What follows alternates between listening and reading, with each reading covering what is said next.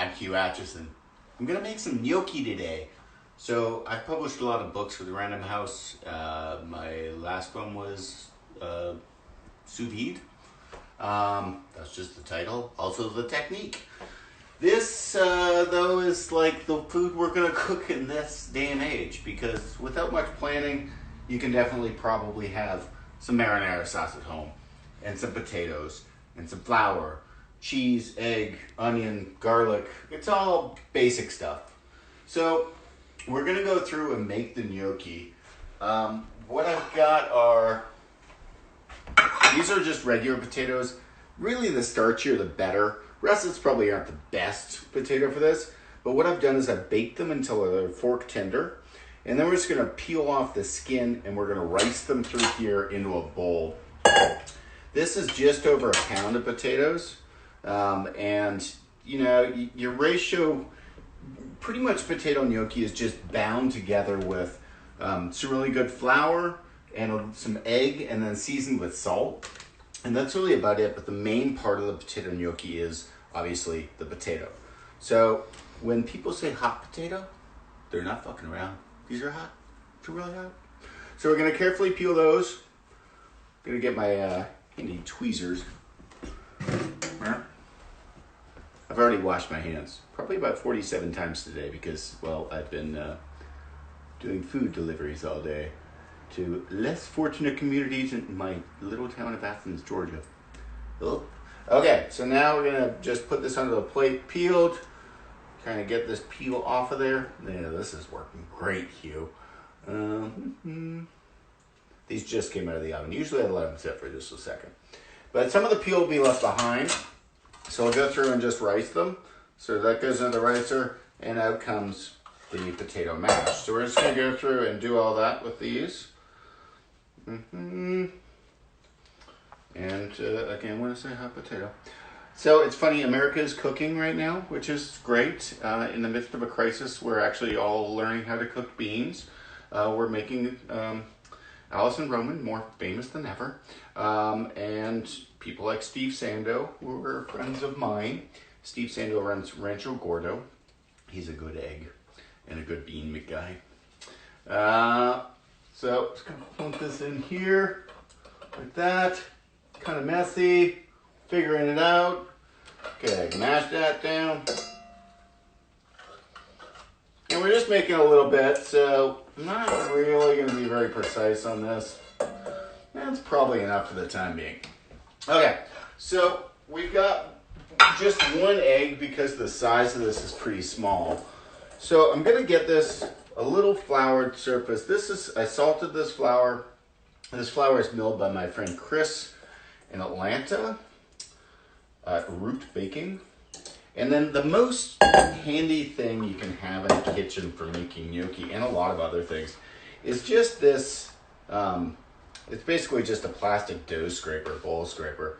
So it's gonna just kind of wiggle that around, kind of fold it into a bit of a shape, like to well in. I'm gonna flour lightly, and then we're gonna add our egg just to the center of our moat, like you'd be making regular pasta. And then we're just gonna fold that over and back into itself. So you can work on any surface. The key to gnocchi and anything is the longer you mix it, the more you're activating gluten. And what you wanna do is, for things to be tender, is not really activating the gluten too much. So a little more flour, and it'll begin to come together. Again, I've seasoned that flour already with some salt, and we'll get some salt in there to finish. And the other ingredients I've got in front of me, let's see how this feels. A little more flour, and we begin to take shape. And we're not really kneading this per se, but really just bringing it together. A little more flour, and again, it's touch. You don't want to get too much flour in there because you don't want your gnocchi to be too firm, but you want to get enough in there where it's really going to hold together. And again, this is still nice and warm.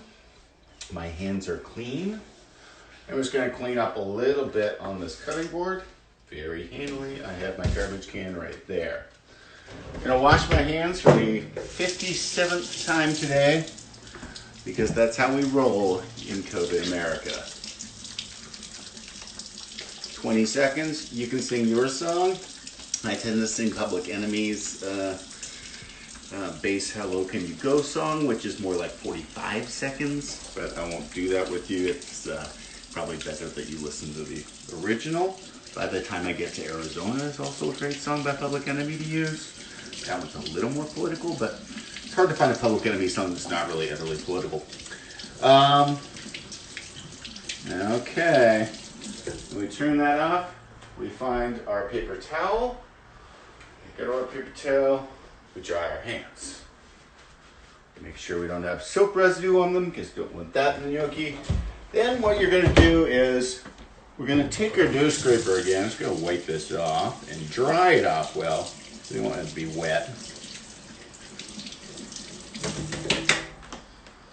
Normally what we do with gnocchi, after we've rolled it, you're going to cut these in half to make them a little more manageable. Sprinkle them with a little bit more flour. And what you're doing is you're just really gently rolling out just a little bit of flour, like again. And what we're doing is we're rolling out, and sort of as we roll it out, we're stretching and expanding our fingers. What that does is it stretches the gnocchi out, and these will be really beautifully tender. And then what we're going to do is we're going to take a knife, or you can use your dough scraper, and we're going to cut this down and shape them. So I've got a small paring knife, and so I'm just going to go down, and just about just short of an inch, I'm going to cut those down.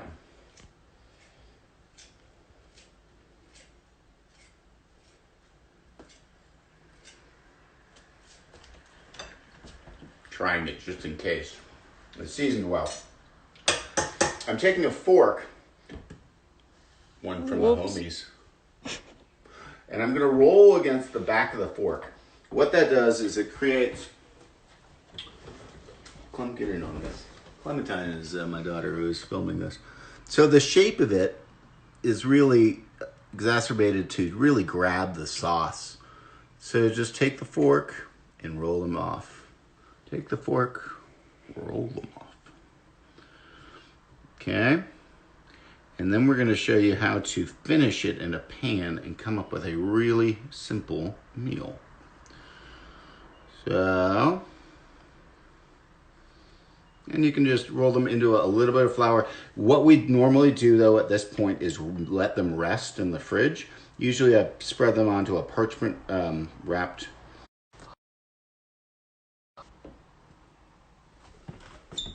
Oh, we back.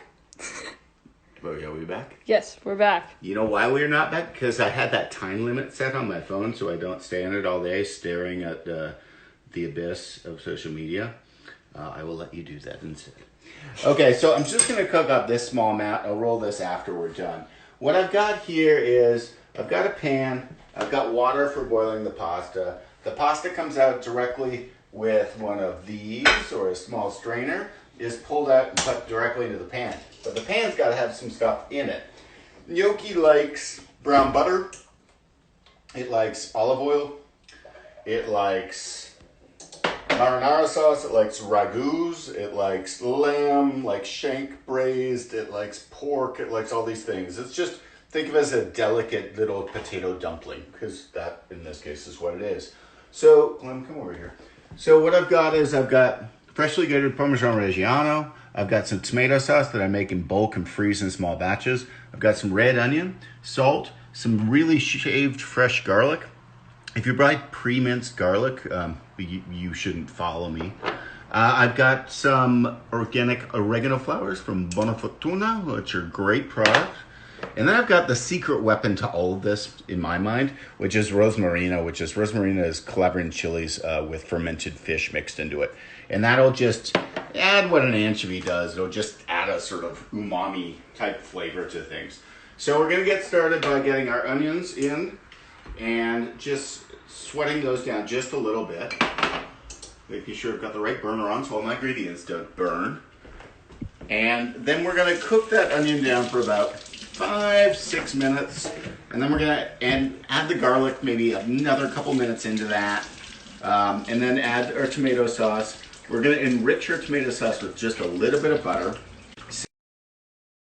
Bob to the top, then they're done. They're gonna be strained off and stuck into the sauce and just gently tossed together so everything comes together. I'll get a little bit of the rosmarino in there, season with a little bit of the oregano, season with a little salt, some freshly ground pepper, and that's really about it. So let's get going. I'm gonna first get the gnocchi, as this comes up to temp and cooks, I'm gonna get the gnocchi into the water. So I'm just kind of dropping them individually. They sink to the bottom immediately, and then kind of when they bob to the top is when they're ready. You kind of want to do them almost individually like that, dropping them in, just so they don't glob together. And then I'll gently sort of get a little bit of a current going on these to move them around so they don't stick to the bottom. This is pretty heavily seasoned water. I have a really crappy home stove, but they will. This will come to a boil. It's technically at a boil, but I would say it's a 210 boil, not a 212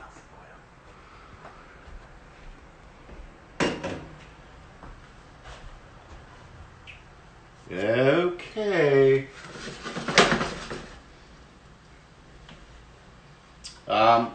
In cooking, you should always have lots of rags. That's good. I buy these ones as face washcloths or whatever and use them in the kitchen. It's a lot cheaper. Because these ones are expensive. That's for when the fancy guests come over. Okay, they're bobbing to the top already. They're gonna, cook them until they're done. You don't want it to be doughy. You don't want it to taste like just a ball of flour. It should taste like buoyant and kind of like a good, nice, pillowy give to it, but a little bit of resistance. It's kind of the opposite of al dente because they're actually going to firm up as they cook.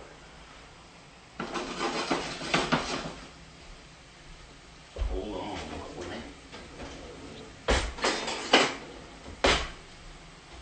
So I'm going to get my garlic in now. You see that you're looking for a translucency. You're not looking for a ton of color. You're just looking for that allium flavor to really come out. I've got a fair bit of this garlic. It's shaved like Pollywood and Goodfellas, like really, really razor thin. Hugh, we have a question. Oh. What do you use to make your tomato sauce? Here, Clem, let me show you. See down here? These are like cans of Parmesanos that I actually ordered on Amazon when shit hit the fan. So just really good, and I just puree them, and then it's a really brief cook. With onion, a little bit of carrot, lots of garlic, and some oregano, and that's it. But it's like a 20-minute cook time.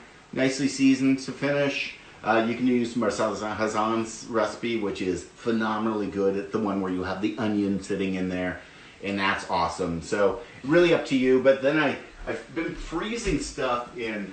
I bought these on Amazon, or you get them from the kitchen supply store. But they're microwavable containers, so I'll have stacks of them in the freezer of different things done, and then I can put them in the microwave and get a jump start on cooking.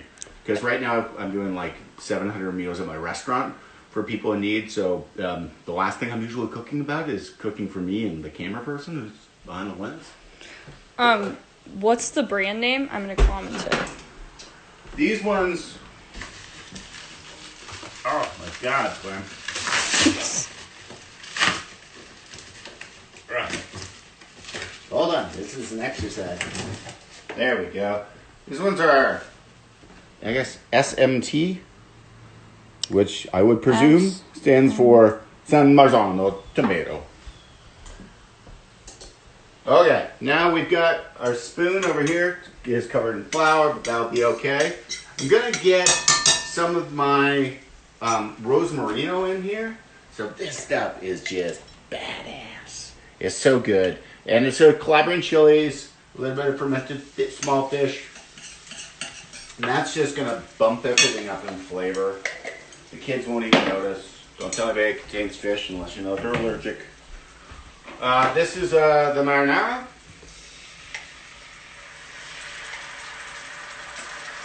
Someone asked you your girls cook too. I will answer that and say my expertise is mac and cheese and ramen. So the gnocchi are just about ready to come out. We've got our base here. Pasta should be about the pasta. It shouldn't be swimming in a ton of sauce. So I want this to enrobe it nicely. When you're cooking pasta, remember that your pasta water is one of your most important vehicles because it's kind of acting as a binding agent. It's got starch in there now in the water. So instead of adding more water or completely straining this, we want to kind of utilize some of that. So I'm going to just take these gnocchi. I'm going to turn this down to just a bare simmer. That's this one. But the gnocchi have expanded. They're nice plumped up. You see that they're ready. They're kind of nice and bouncy. They'll have a little bit of bite, but they're still really tender. Then we're going to get some of our Parmesan Reggiano and just gently mix that together. And this is probably a little too much sauce. Probably do about half the amount of sauce, and a good amount. I'm going to get a little bit of butter from over here. Now, you're all cooking at home, so you can't go to restaurants, so I can finally tell you the secret, which is that at restaurants, the reason why you love it is we put a ton of butter in food, and it's really good for you. So just use some butter. This is good. I'm going to finish it out. Someone asked where you get the rose merino. I bought it online. You could kind of make your own. You could use crushed Calabrian chilies and kind of mock up your own with some little fermented fish. You could puree like some kimchi and Calabrian chilies. That'd be awesome. A lot of kimchi's got dried fish in it and dried shrimp, so that'd be good.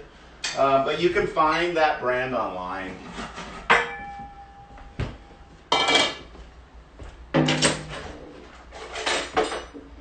Then we've got a plating spoon. We're gonna just do this, make sure all that butter's amalgamated into it. And again,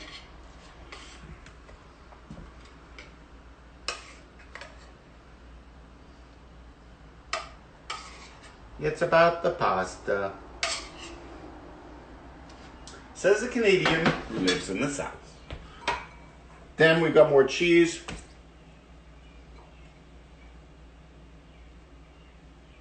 And then I'm going to get a little bit of these beautiful crushed oregano flowers over the top. That just smells fresh and classic. And really, as soon as you've got the potatoes done, what is that, like 15 minutes that you got? So it doesn't take long at all. But the ability for America to right now figure out how to cook from scratch, it's really good. I nailed it. The ability for America to cook from scratch right now is inherently important to the rebirth and the rebuilding of what we're doing in this world. Just eating is fine, but what we need now in all of our communities is nourishment.